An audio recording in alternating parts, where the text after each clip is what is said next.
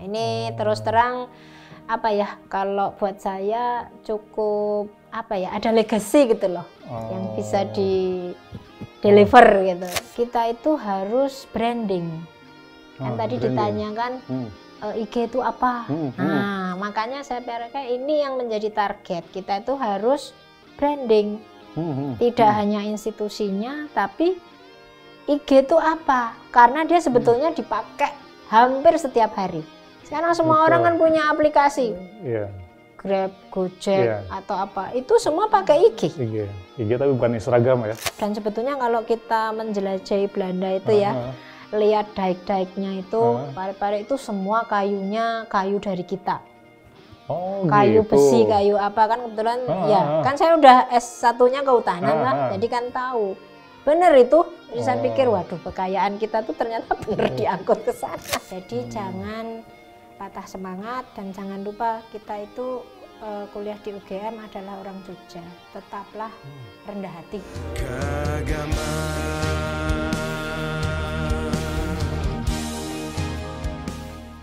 Assalamualaikum warahmatullahi wabarakatuh. Salam sejahtera buat kita semua. Selamat datang. Kita kembali ke Pod Kagama edisi ke-6 bersama saya Iwan Hermawan. Kali ini saya bersama seorang Kagama juga yang inspiratif dengan Mbak Belinda. Mbak lengkapnya nih Mbak Dr. Insinyur R.A. Belinda Arunarwati Margono MSc. Panjang ya Mbak. Saya lengkap. Jadi kita akan mengangkat kisah beliau, kisah inspiratif tentang perjalanan karir dan juga pengalaman masa kuliahnya di UGM.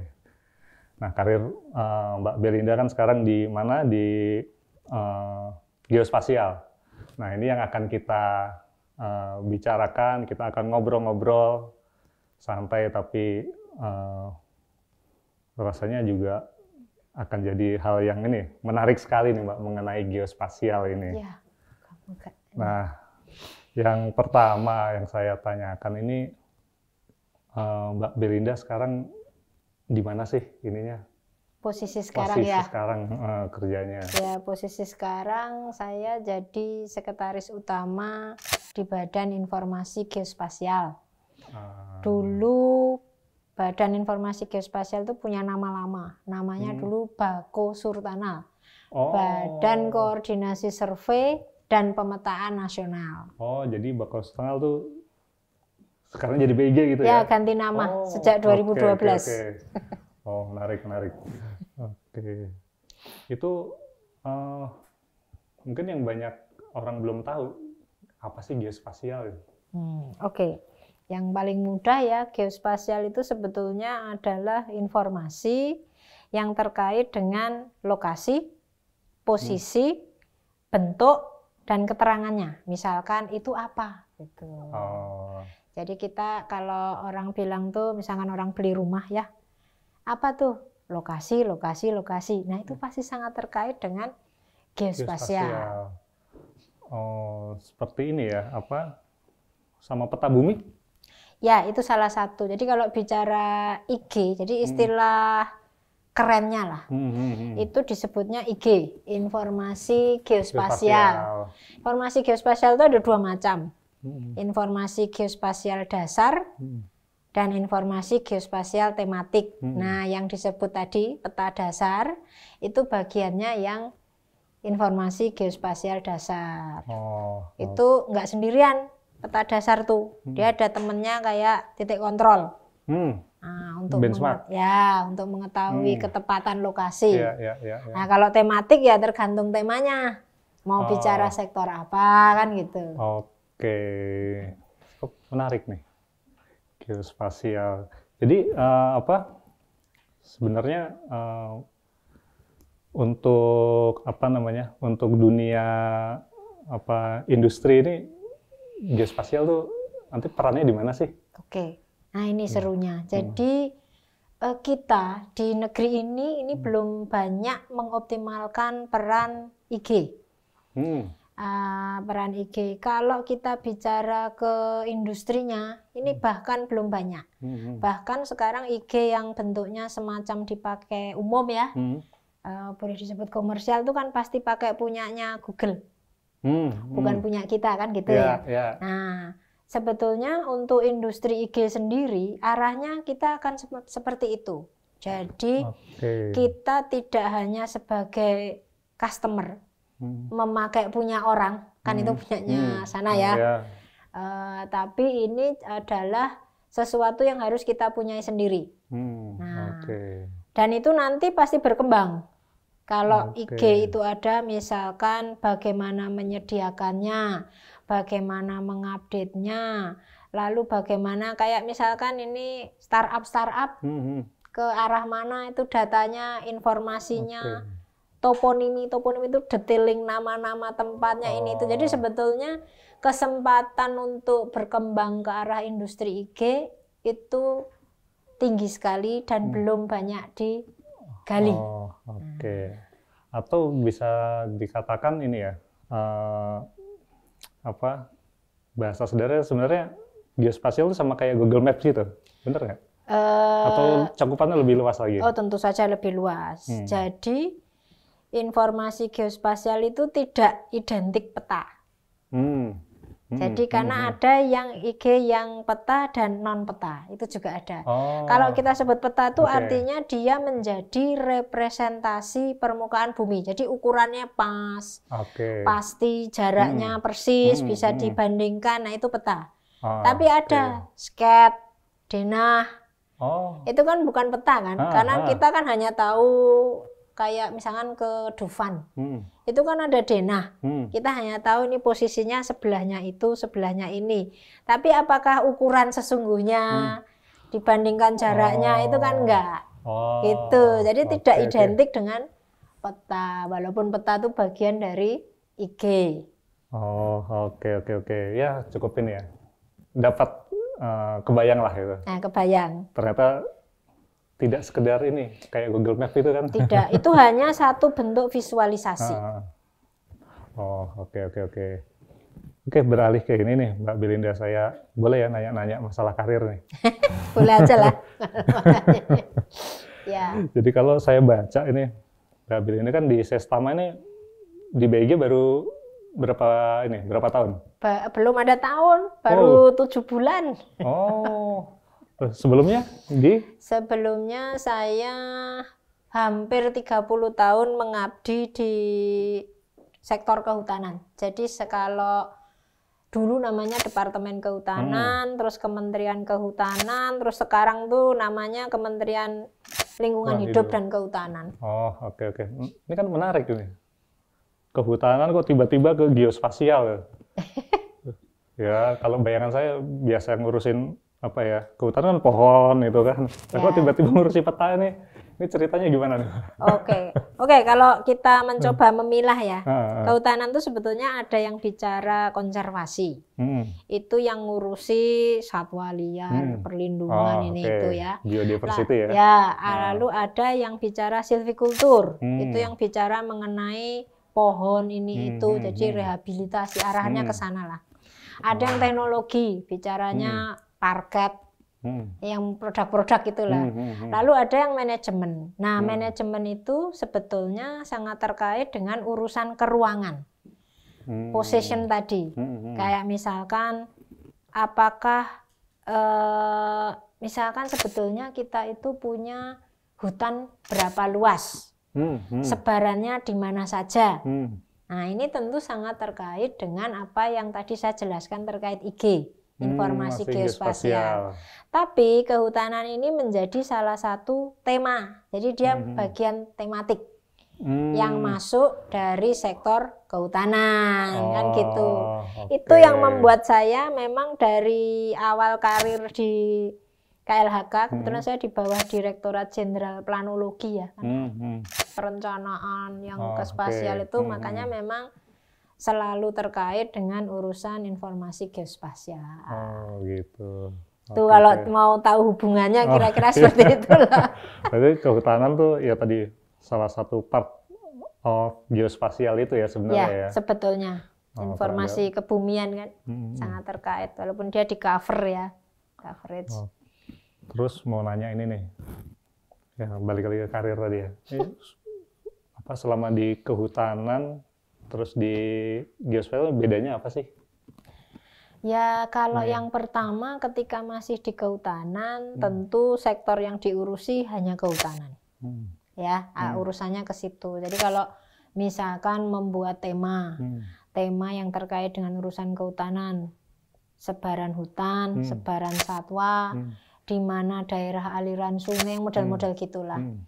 Termasuk melakukan pemantauan perubahan tutupannya. Jadi kalau istilah kerennya itu deforestasi. Itu arahnya kehutanan banyaknya ke sana. Jadi fokus di urusan kehutanan. Nah, kalau BIG itu dia tidak sektoral. Artinya dia tidak hanya bicara satu sektor, tapi juga bicara dengan sektor yang lain. Jadi ini ada perubahannya ya. Kalau dulu kayak pakai kacamata kuda misalkan atau fokus, dengan melihat IG ini kita bisa melihat dari kacamata sektor yang lain. Itu menariknya. View-nya lebih ini ya, lebih luas ya. Kurang lebihnya seperti itu. Seperti ini juga ya, apa tambah banyak ini dong ya, tambah banyak relasi dari sektor lain ya. Terus terang ya, karena berubah. Jadi yang dulu sektor-sektor yang kurang lebih nggak ada hubungannya, sekarang menjadi mitra. Atau dulu yang berseberangan, waktu saya masih di tempat yang lama, sekarang juga jadi mitra. Gitu. Lebih ini dong, lebih challenging gini ya, di BIG ya. Sangat sebetulnya. Terus faktor apa sih sebenarnya yang mendorong Mbak Belinda nih? Untuk saya pindah ke BIG gitu ya. Oke, yang waktu itu apa sih ini behind the scene-nya nih kalau boleh cerita. Yang pertama saya itu dari awal karir sampai 5 tahun terakhir jadi direktur di kehutanan itu urusannya pure teknis terus. Bicara inventarisasi, remote sensing, yang gitu-gitu. Jadi bicaranya sangat teknis. Kemudian saya juga melihat kayaknya kita itu belum lengkap kalau tidak juga mempelajari urusan non-teknis.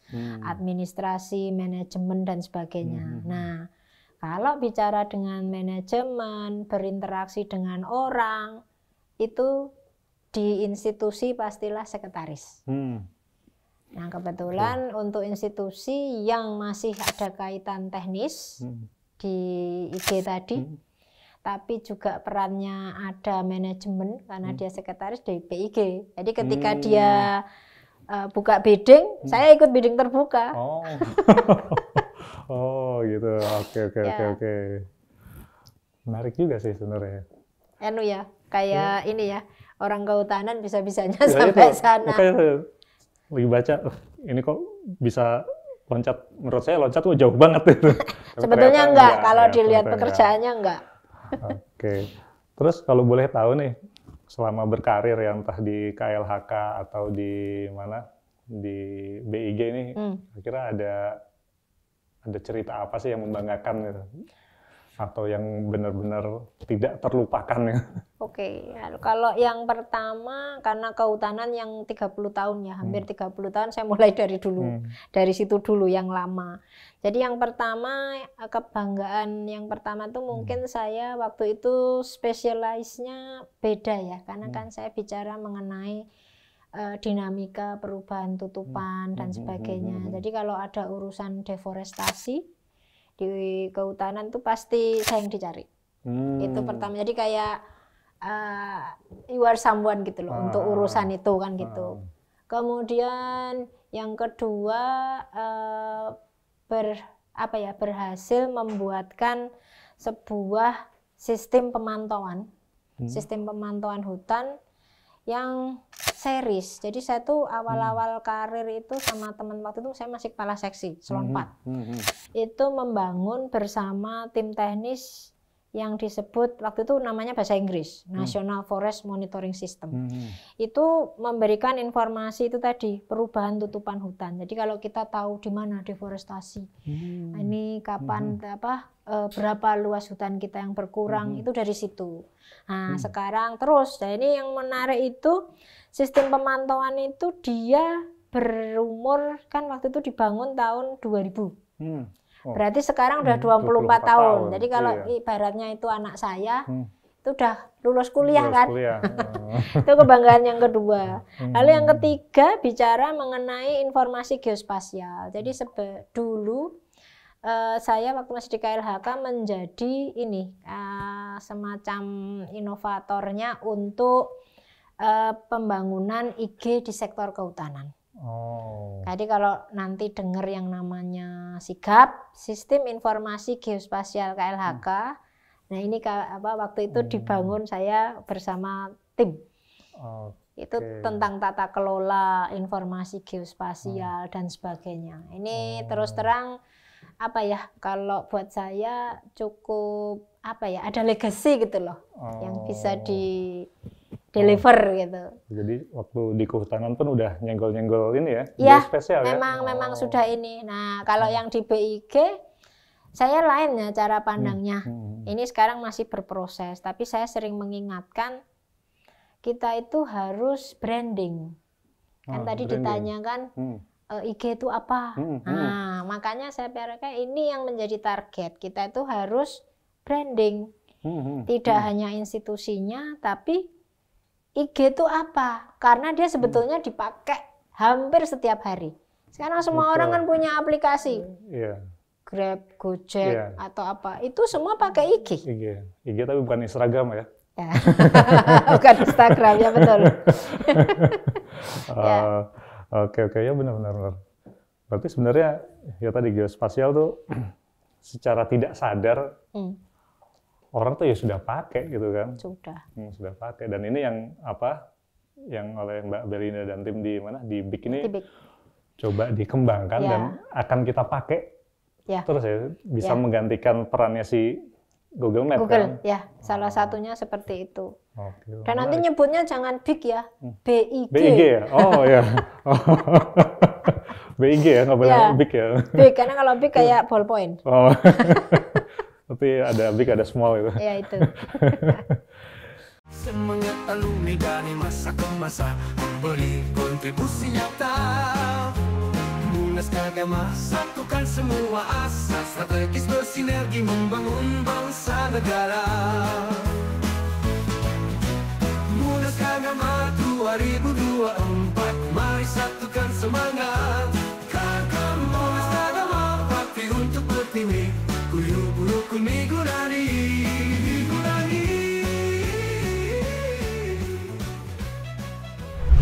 Oke, Mbak, ini kan menarik nih, Mbak Belinda sekarang di geospasial yang kalau orang awam kan nebak-nebak ini mesti kuliahnya di ini nih, di geodesi di geomatika.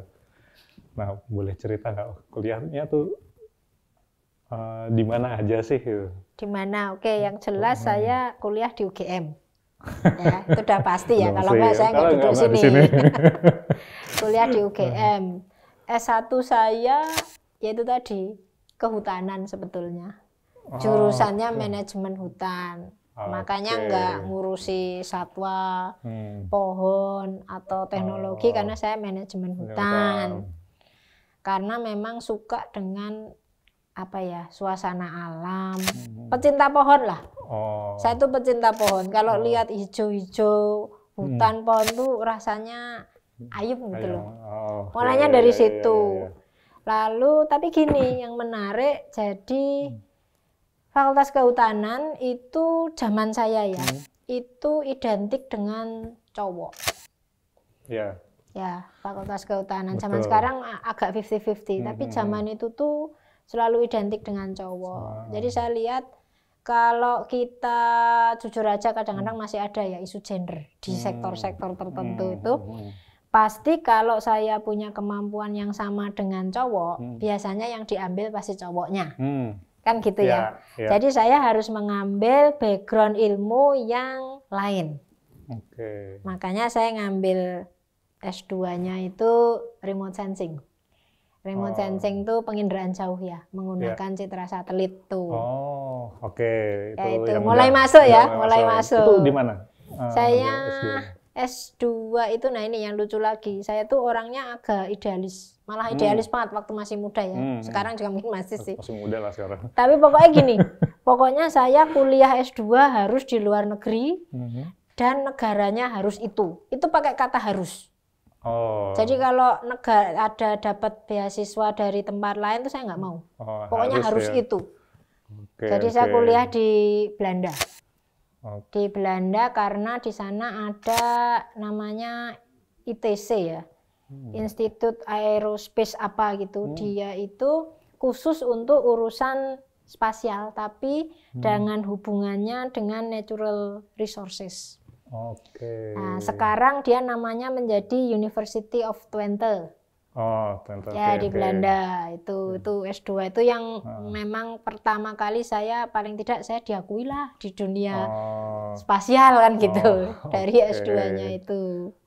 Terus ini kok Belanda gitu? Kok Belanda? Jadi itu harus terus Belanda itu. Jadi gini, kan kita waktu sejarah dulu sering diajari bahwa negeri kita itu dijajah Belanda sampai 350 tahun. Saya pengen lihat negeri yang para penjajah itu kayak apa. Mau gantian jajah itu? Bukan sih, tapi paling tidak saya pengen tahu kok bisa-bisanya dia selama itu menjajah kita. Selain memang kebetulan Institut Aerospace yang terkenal itu di sana ya, salah satunya. Jadi saya kenapa milih Belanda karena itu. Nah yang lucu, saya itu sebetulnya pada saat yang sama keterima S2 di 2 perguruan tinggi yang berbeda. Tapi karena harus itu tadi saya tetap milih yang Belanda. 1 di Edinburgh tapi masih ilmu kehutanan, 2 di ITC ini, Twente ini tapi ilmunya lebih ke spasial, planning. Lah kalau saya sama kehutanan kan S1-nya udah kehutanan. Jadi saya nggak ngambil, saya milih yang di Belanda. Tadi untuk mendapatkan nilai tambah tadi ya. Betul, karena saya harus bersaing dengan cowok-cowok itu. Ya. Saya dapat poinnya berarti. Kenapa Belanda? Sempat mampir ke kantor VOC gitu. Oh iya, itu saya jelajahi. Jadi saya pengen tahu. Dan sebetulnya kalau kita menjelajahi Belanda itu ya, lihat daik-daiknya itu, pare-pare itu semua kayunya kayu dari kita. Kayu gitu. Besi, kayu apa kan kebetulan kan saya udah S1-nya kehutanan lah, jadi kan tahu. Bener itu. Jadi saya pikir waduh kekayaan kita tuh ternyata bener diangkut ke sana. Karena kehutanan megang-megang kayu gitu. Wah, ini dari Indonesia tahu gitu ya. Tahu, kelihatan dia nggak mungkin. Karena ini hanya tumbuh di negara tropis. Itu ketahuan itu. Oke, menarik. Terus S3-nya juga di Belanda? Enggak, S3-nya. Jadi waktu itu pembimbing saya di Belanda tuh dia bilang, kamu nanti S3 harus di Amerika. Itu kenapa? Dia mengatakan bahwa cara pandang dan cara didik di 2 negara itu berbeda. Jadi di lingkungan Eropa itu lebih ke konvensional. Kalau di Amerika itu beda. Nah nanti ini lucu. Akhirnya saya pikir oke lah, berarti saya setting kalau S3 lagi-lagi harus Amerika. Makanya saya agak lama ya dari S2 ke S3 karena dapat di negara ini, dapat di negara itu. Enggak saya ambil itu karena saya agak idealis banget. Pokoknya kudu di Amerika. Sampai akhirnya itu saya kan sempat jadi selain jadi pegawai negeri, kemudian saya oleh waktu itu masih Departemen Kehutanan, itu disekonditkan di Bank Dunia. Jadi istilahnya pegawai negeri, tapi diikutkan di sana, berhenti gaji pegawai negerinya, pangkatnya tetap, tapi kerjanya di Bank Dunia, dibayar Bank Dunia. Itu sempat 2 tahun saya. Nah, Itulah kesempatan saya membuka ini ya, jaringan, ketemu banyak orang. Nah, itu kebetulan di Bank Dunia itu juga ngurusi itu tadi pemantauan hutan, dinamika. Jadi masih nyambung terus ya. Nah, setelah di World Bank itulah saya ketemu salah satu profesor. Nggak tahu dia tertarik untuk ini. Jadi dia nanya ke saya, kamu mau nggak ikut saya S3 di Amerika? Wah, ini Amerika nih. Itu Bank Dunia di BEJ itu. Oh, yang di sini ya. Jadi kantornya di BEJ. Oh, belum di Amerika ya? Oh, kita kadang-kadang misalkan dikirim ke sana, ada yang kayak konsolidasi internasional tuh bisa dikirim ke sana, tapi kantor hariannya ya di BEJ. Di dekat Semanggi itu. Nah, kembali ke profesor saya itu, dia kan nawari, kamu mau nggak? Itu saya waktu itu agak ada galau. Jadi walaupun sudah dapat Amerika, tapi saya agak galau. Karena gini, kalau S2 itu mesti jadi. Harusnya nggak susah kan? Kalau S3 itu gamblingnya tinggi. Jadi begitu kita memulai, itu 50-50. Kamu bisa jadi dapat gelar itu, dapat ilmu itu, atau gagal. Jadi saya sempat mikir tuh agak lama, tapi mungkin memang jalannya harus gitu ya. Jadi dia nunggu. Saya tuh perlu waktu 6 bulan karena saya mau menyelesaikan kontrak dengan World Bank. Nah, setelah itu saya daftar, masuk juga, benar. Berangkat ke Amerika. Nah, itu fakultasnya di sana sudah geografi. Oh. Udah beda lagi dong. Ya, fakultasnya geografi di University of Maryland. Oh, oke. Di Maryland itu. Di Maryland ya. Ya. Berarti kehutanan, geospasial, ini geografi.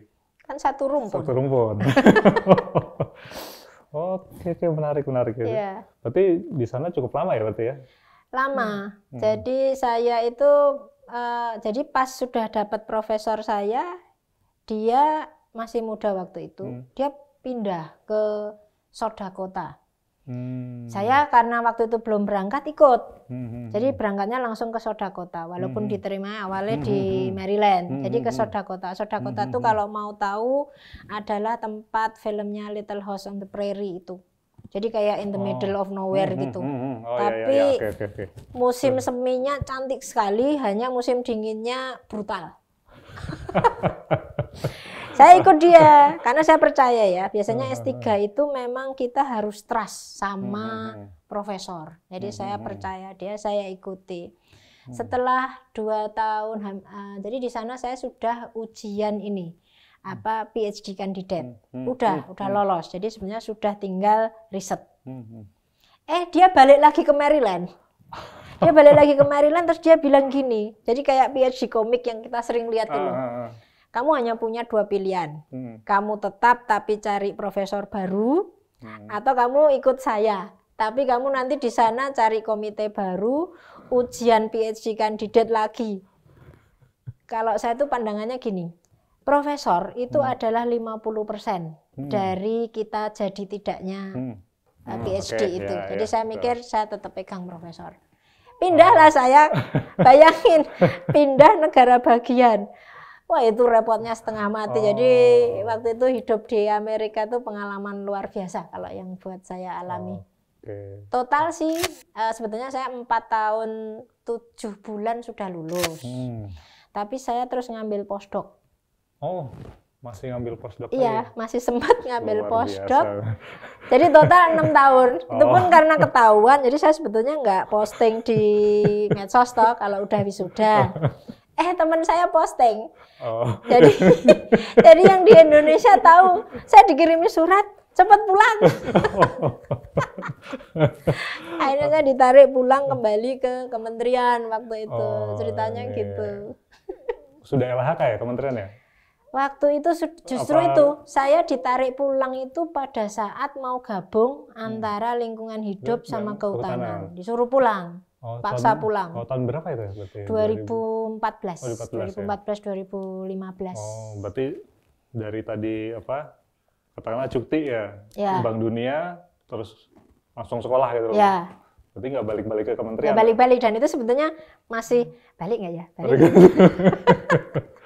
Oh, balik malah sekarang di BIG. Ya balik, dan itu balik itu sebetulnya saya juga ini nggak punya pikiran bahwa saya akan balik terus kembali ke struktural sampai jadi direktur. Itu saya nggak punya pikiran. Karena saya kan tulisannya kadang-kadang waktu masih riset ya, itu tulisannya kadang-kadang mungkin ada yang nggak cocok, ada ini. Jadi saya pikir nothing tulus lah, pulang-pulang gitu ya. Tapi memang nasib tuh membawa ya, tiba-tiba akhirnya jadi direktur juga Pak. Iya benar. Ya saya ketemu Mbak Belinda pertama kali udah direktur ya waktu itu ya. Direktur. Luar biasa. Perjalanannya dari mulai S1, S2, S3 ceritanya lucu. Oke, Mbak Miliana mau nggak ini dulu, diunjuk dulu. Iya ya, habis ngobrol-ngobrol tuh kayaknya kita ya. Semangat alumni dari masa ke masa memberi kontribusi nyata. Munas Kagama satukan semua asa, strategis bersinergi membangun bangsa negara. Munas Kagama 2024, mari satukan semangat. Kagama, Munas Kagama, bakti untuk bertimi, guyup rukun migurani.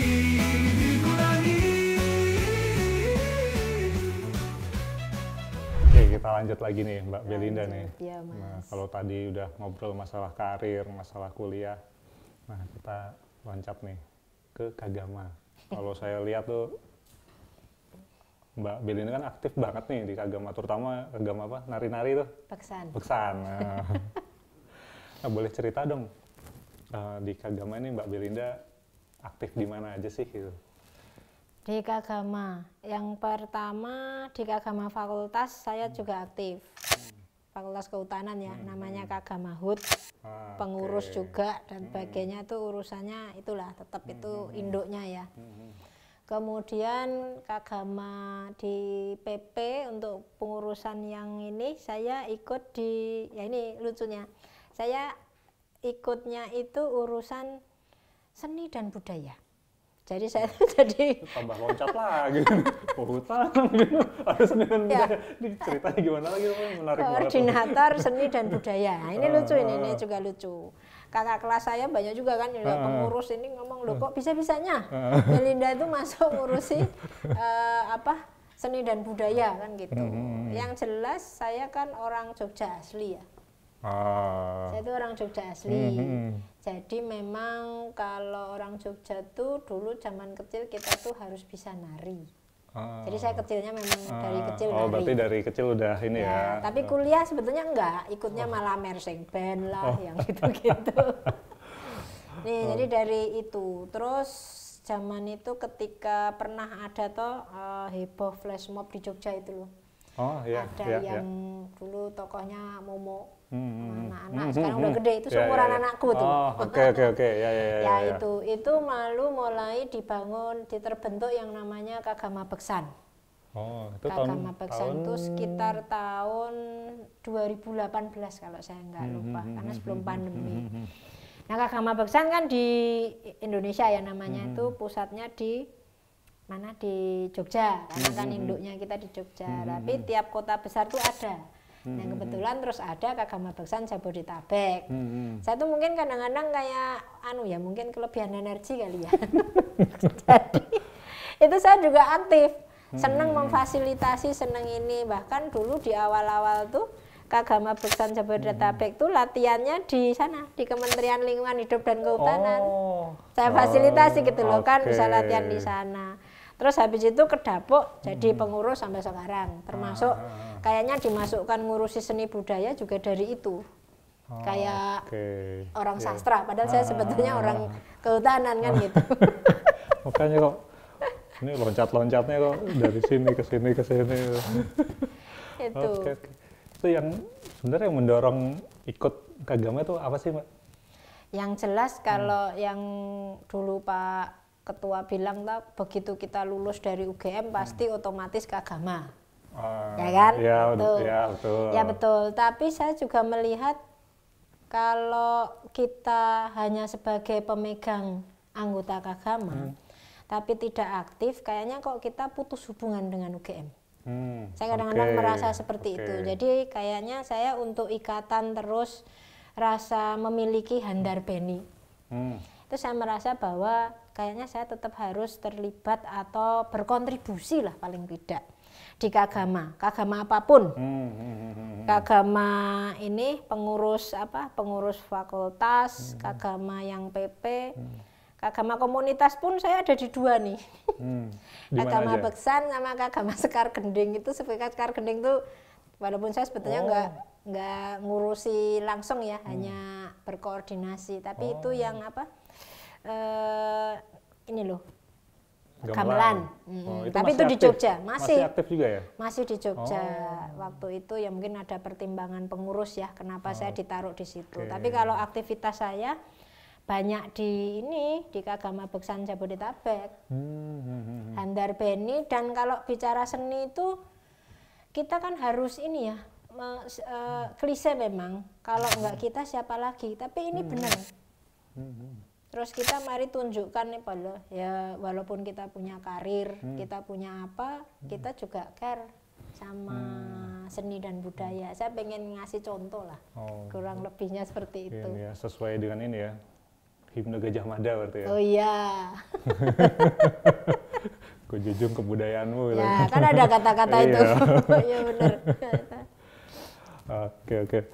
Terus sebenarnya dapat apa sih ini ya, kalau orang awam ngapain sih capek-capek di Kagama ya, selain tadi mungkin Mbak Belnya kan energinya lebih nih. Nah iya itu. Dapat apa sih ini aktif di Kagama gitu kan? Yang jelas ikatan dengan UGM tidak putus, itu satu. Jadi saya tidak terlepas, tetap aja walaupun saya orang Jogja memang selalu pulang gitu ya. Yang kedua, nambah banyak teman. Ya kan? Sama kayak waktu kita kuliah, ngapain juga di gelanggang, nyari temen toh. Nah ini juga sama. Iya, soalnya ini ya, temen tuh harta yang tidak ternilai. Apalagi kalau kita lintas ya, maksudnya tidak hanya dengan temennya satu fakultas atau ilmu yang sebidang.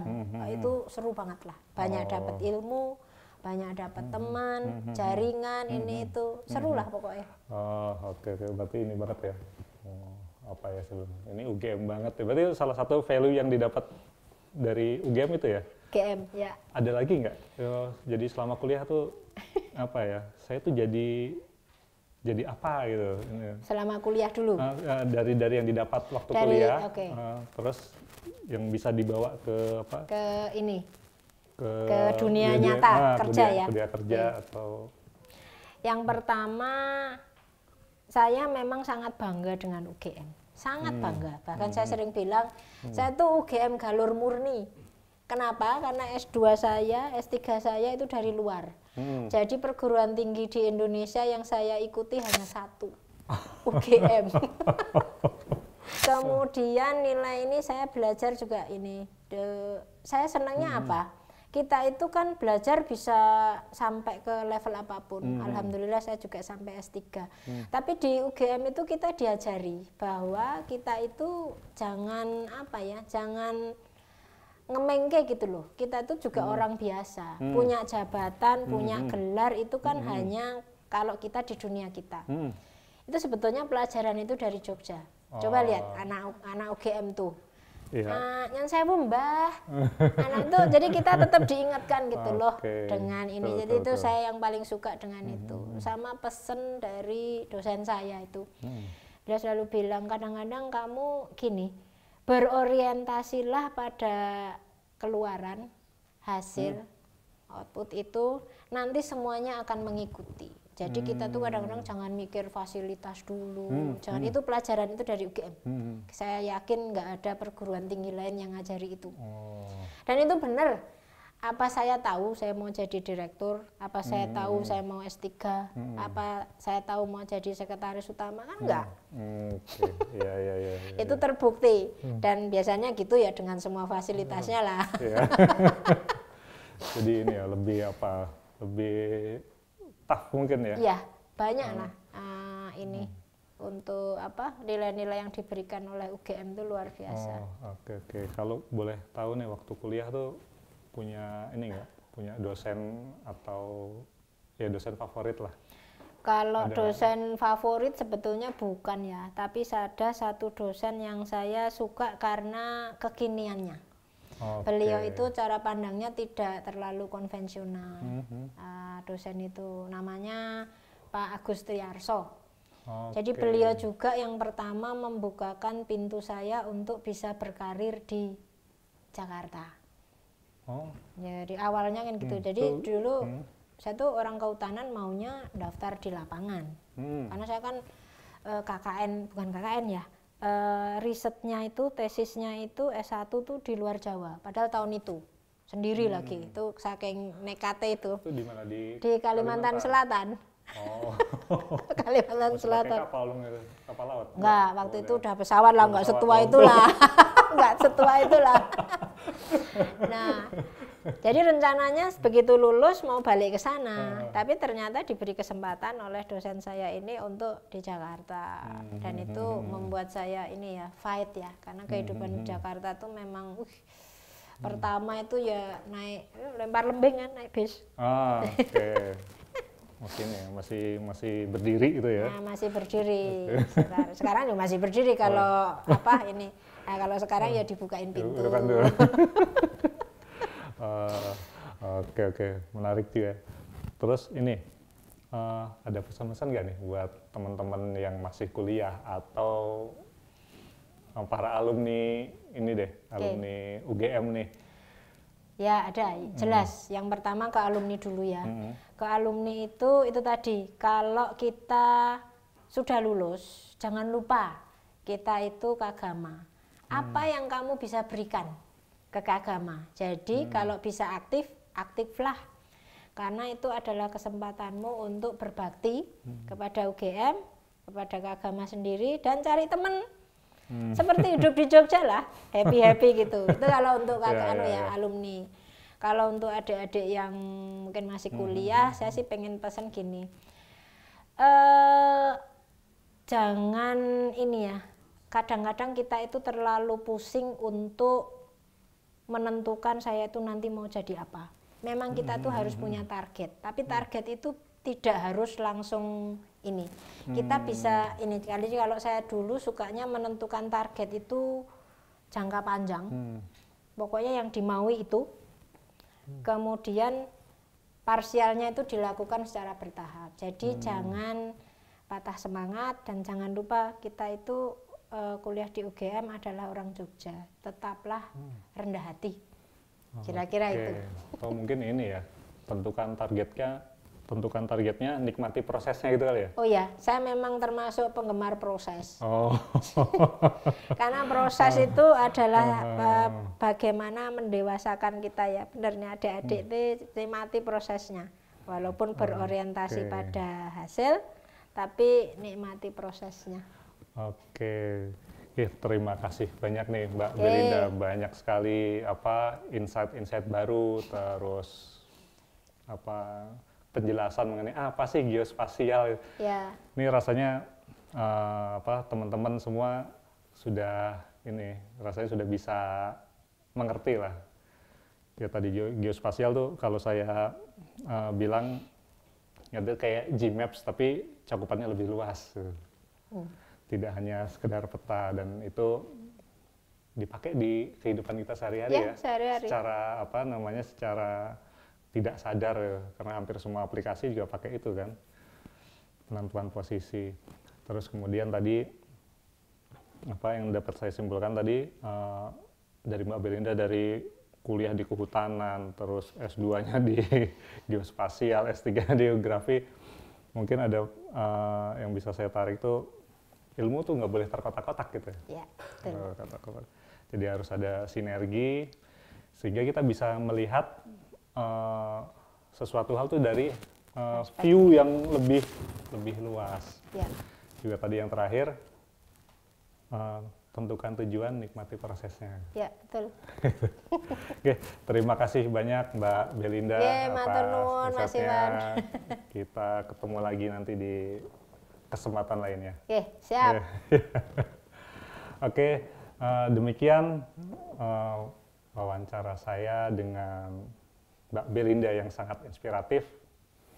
Kita ketemu lagi dengan tokoh-tokoh inspiratif lainnya di Pod Kagama ini. Sebelum closing kita ini Mbak, salam Kagama. Oh. Salam Kagama, Guyub Rikun Minggunani. Oh iya, yang itu ya. Oke ya, dihitungi ya. Dihitungi ya. Oke, salam Kagama, Guyub Guyub Rukun Rukun Minggunani. Minggunani. Terima kasih. Wassalamualaikum warahmatullahi wabarakatuh. Kagama